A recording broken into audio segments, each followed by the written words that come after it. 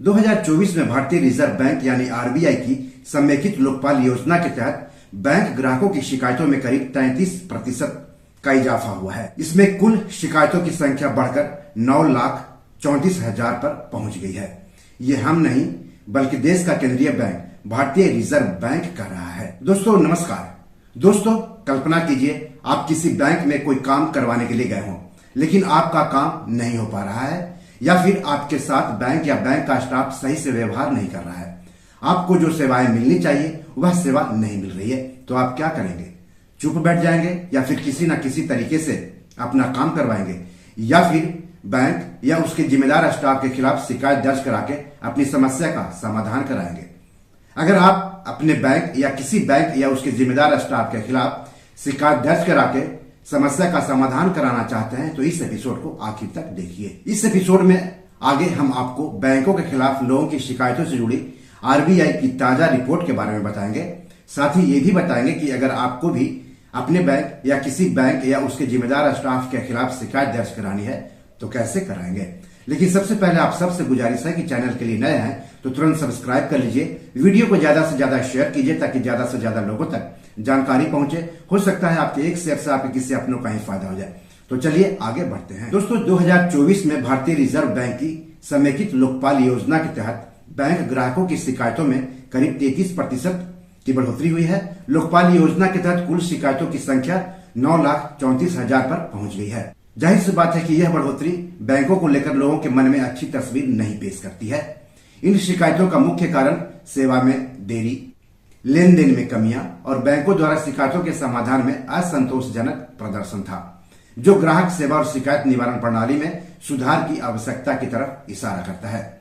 सबसे ज्यादा शिकायतें सरकारी बैंकों के खिलाफ मिली है और फिर प्राइवेट बैंकों के खिलाफ। स्मॉल फाइनेंस बैंक, शहरी सहकारी bank, digital payment bank, credit information कंपनियों के खिलाफ भी काफी शिकायतें मिली है।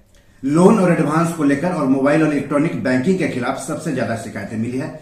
भाषा की बात करें तो हिंदी में सबसे ज्यादा 72.41% शिकायतें आरबीआई को मिली है। इसलिए भाषा कोई भी हो, शिकायत करने में मत हिचके। अगर किसी भी बैंक से या उसके स्टाफ से आपको शिकायत हो तब। चंडीगढ़ के लोगों ने सबसे ज्यादा शिकायतें की है, उसके बाद दिल्ली वालों ने। लोगों ने शिकायत पोर्टल सीएमएस पर जाकर ऑनलाइन सबसे ज्यादा शिकायतें की है। हालांकि ईमेल और फिजिकल लेटर से भी लोगों ने शिकायतें की है बैंकों के खिलाफ में। तो जैसा कि मैंने आपको बताया कि बैंकिंग लोकपाल, एनबीएफसी लोकपाल और डिजिटल लेन देन लोकपाल को मिली शिकायतों पर आधारित सालाना रिपोर्ट जारी की है आरबीआई ने। 1 अप्रैल 2023 से लेकर 31 मार्च 2024 तक मिली शिकायतों पर यह रिपोर्ट आधारित है। यह 48 पन्ने की रिपोर्ट है। इस वीडियो में पूरी रिपोर्ट पर अगर चर्चा करूंगा तो काफी वक्त लग जाएगा, इसलिए आप पूरी रिपोर्ट इत्मीनान से पढ़ें, विस्तार से पढ़ें तो अच्छा रहेगा। इस रिपोर्ट की पीडीएफ फाइल का लिंक इस वीडियो के डिस्क्रिप्शन में आपको मिल जाएगा। आप डिटेल्स में इस रिपोर्ट को पढ़ सकते हैं। अब समेकित लोकपाल क्या करता है वो जान लीजिए। शिकायतों का जल्द निपटारा के लिए बैंकिंग, एनबीएफसी और डिजिटल ट्रांजैक्शन के लिए 3 अलग अलग ओम्बड्समैन के बदले एक ओम्बड्समैन का गठन किया गया है, जिसे ही एकीकृत ओम्बड्समैन या इंटीग्रेटेड ओम्बड्समैन कहते हैं। बैंकिंग या एनबीएफसी या डिजिटल ट्रांजैक्शन ओम्बड्समैन यानी लोकपाल बैंकों, एनबीएफसी और डिजिटल ट्रांजैक्शन कंपनियों द्वारा दी जा रही कुछ सेवाओं के खिलाफ ग्राहकों की शिकायतों का निपटारा करता है। अगर संबंधित बैंक या एनबीएफसी उन शिकायतों का निपटारा नहीं करे तब। बैंक या एनबीएफसी या फिर डिजिटल ट्रांजैक्शन कंपनी जब ग्राहकों की शिकायतों का निपटारा 1 महीने तक नहीं करे तब ग्राहकों को ओम्बड्समैन के पास जाना चाहिए। अगर ग्राहक सीधे ओम्बड्समैन के पास शिकायत लेकर जाता है तो सुनवाई नहीं होगी, उन्हें फिर से वापस संबंधित बैंक या एनबीएफसी के पास भेज दिया जाएगा। इस ओम्बड्समैन की नियुक्ति आरबीआई करता है। अलग अलग क्षेत्र के लिए अलग अलग ओम्बड्समैन होते हैं। ओम्बड्समैन का पता, संपर्क नंबर, ईमेल आईडी के साथ पूरी लिस्ट आपको आरबीआई की वेबसाइट www.rbi.org.in पर मिल जाएगी। ग्राहक बैंक या स्टाफ के खिलाफ कहां शिकायत करे ये जानना सबसे जरूरी है। सबसे पहले संबंधित बैंक या संबंधित एनबीएफसी या फिर संबंधित डिजिटल ट्रांजैक्शन कंपनी के पास शिकायत दर्ज करा। ईमेल या ऑनलाइन या फोन बैंकिंग या पोस्ट या कस्टमर केयर या फैक्स या कुरियर या हैंड डिलीवरी के जरिए शिकायत कराएं।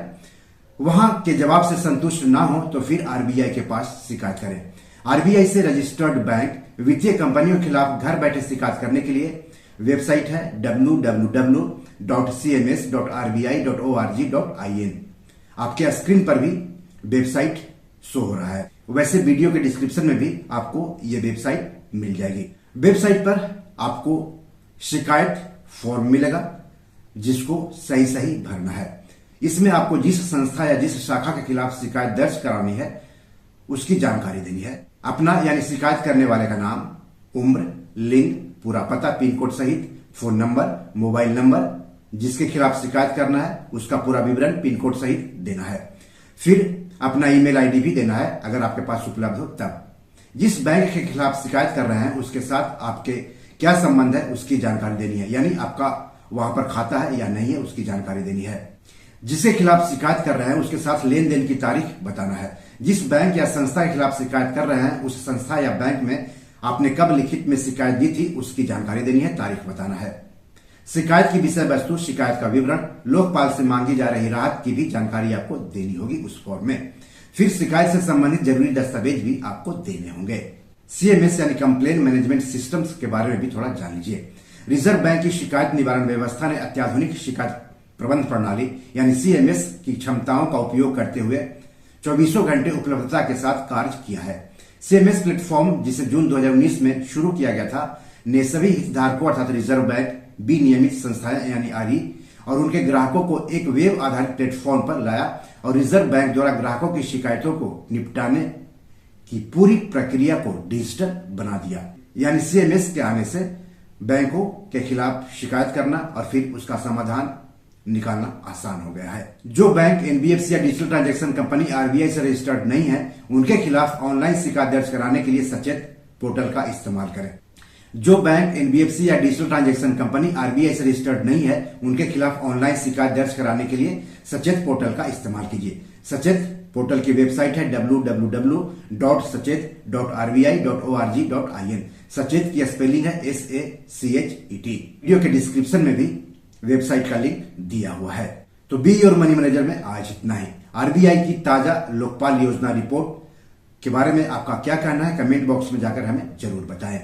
एपिसोड कैसा लगा इसके बारे में भी लिखिएगा। इस एपिसोड या पैसे से जुड़े कोई सवाल हो तो जरूर पूछिएगा। आगे किस टॉपिक पर वीडियो चाहते हैं हमें बताएंगे तो अच्छा लगेगा। धन्यवाद, नमस्कार।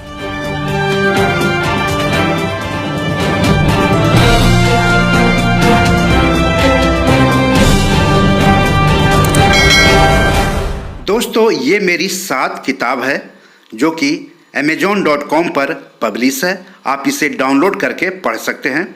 इन किताबों के लिंक्स इस वीडियो के डिस्क्रिप्शन में दिए हुए हैं। इन 7 किताबों में से 5 किताब मनी मैनेजमेंट पर है, यानी पैसा निवेश करके अधिक पैसा कैसे कमाएं पर आधारित है।